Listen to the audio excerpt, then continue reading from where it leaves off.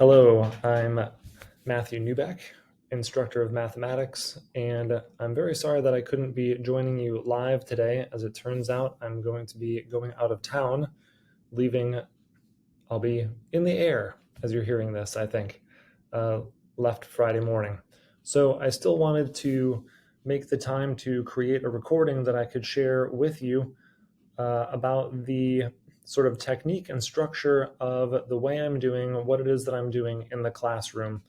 And I'll mention this at the end of this recording, but I don't have a lot of data on this yet because a lot of this was inspired by our move into the virtual classroom and then back into, for me, I went with a BlendFlex classroom so that I could still see half of my students at a time. That would have been in the fall of last year. So I only have a couple semesters, full semesters worth of experience doing this and kind of refining it. So I do have my cheat sheet up on the right-hand side of the screen, which you're welcome to follow along with. I've got some tabs that I want to go through and look at with you, and I'm going to keep this fairly brief. And I invite you to contact me if you have any questions about anything that I'm doing in the classroom, or if you just want to kick around some ideas or get another perspective on something that you're considering doing in your classroom. So without further ado, I am, pardon me, I am flipping all of my classrooms. So what I've done in the way that I've created my calendars and what I'm doing in my flipped classrooms is I've created an environment for the students and an experience for the students where they can have up to 7 touch points with each section worth of material that I present or make available to them. In particular, for this video, I'm talking about an intermediate algebra classroom and a pre-calculus class. So following my sort of my progress here on the right-hand side, I wanted to let you know that I have lecture videos as part of my flipped classroom that my students are watching. So I created a YouTube channel called MathYou, and I've got Calculus 1 all the way down sort of in reverse order through intermediate algebra, and each one of these is a playlist. So these are actually lists of playlists, and if we click into perhaps this second chapter of college algebra, you can see the playlist appears here. And these are, normally I lecture on 2 sections per class period. So this is about 55, 56, 57 minutes worth of material. So it's what amounts to sort of long form lecture videos. So when my students are spending time with their lecture videos online, that is something of a legitimate substitute for the classroom experience, as opposed to videos that are often provided by a publisher, which might cover topics just in 2 or 3 minutes and go pretty quickly. Mine are very detailed, and I'm writing out everything by hand on an iPad. And similar to this video, I appear in the corner of the video to still have that sort of face-to-face with the student, or at least it's my face to their face. So the lecture videos are happening there. Students do, of course, also have access to other videos if they want to use other YouTube channels or through the software platform that they're using for the course or something like Khan Academy. So there's some interaction with the material there. And then I provide my students, I think all of my students actually, with fill-in-the-blank notes. And what we're seeing here is, and I don't know why my face disappeared, but you don't need to see me so much as to see the contents of this screen here. So these are fill-in-the-blank notes for my pre-calculus class, and what happens here is they're getting an outline of a process here, and then this example problem starts them utilizing that process. And that way they don't have to take the time to write down that process that was up there, nor do they actually have to write down the problem and the equation that we're going to be working with here. We can go right into the solution process. So there is more contact with the material, and the problem continues onto this page. That looks like a lot of fun, doesn't it? The next thing that students are using in order to interact with their homework to interact with the material is their online assignment. So pre-calculus is using MyMathLab. My intermediate algebra students are using ALEX. And ALEX is,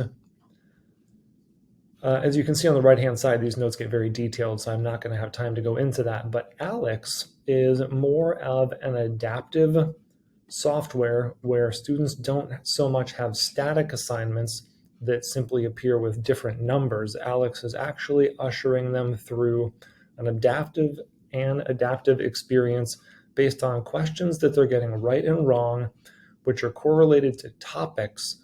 And if a student is not demonstrating or in a later assessment fails to demonstrate that they're maintaining mastery of a particular topic, and I don't mean a specific question, I mean generally a topic, then those topics are reintroduced into subsequent homework assignments. So students are getting, in my algebra students who are using that software are really having a unique experience. I'm piloting the use of this software this semester with McGraw-Hill, who is the publishing, or which is the publishing company. And so far I'm getting a lot of positive feedback, even from students who have used MyMathLab in the past. So that's been great. So that's more interaction by the students with the material. Students are asking questions in class.